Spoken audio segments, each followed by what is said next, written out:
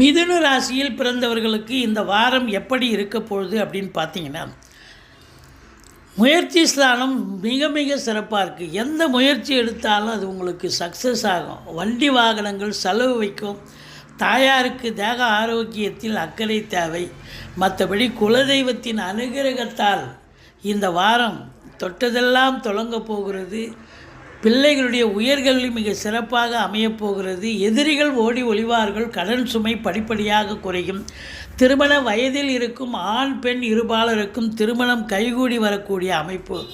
ஒரு தலைப்புச் செய்தி, ஒரு முத்தாய்ப்பான ஒரு விஷயம் இந்த மிதுன ராசிக்கு என்ன அப்படின்னாக்கா, இது வரைக்கும் அஷ்டமத்து சனி இப்போ 9ஆம் இடத்துல பாக்கிய சனி ஆகிட்டார். ஸோ உங்களுக்கு உங்கள் காட்டில் மழை இனி தொட்டதெல்லாம் தொடங்க போகிறது. ராகுவும் குருவும் உங்களுக்கு கைகோர்த்து கொண்டு உங்களுக்கு ஒரு வலம் வரப்போகிறார்கள். கோடீஸ்வர யோகம், குபேர சம்பத்து, நினைக்கிறதெல்லாம்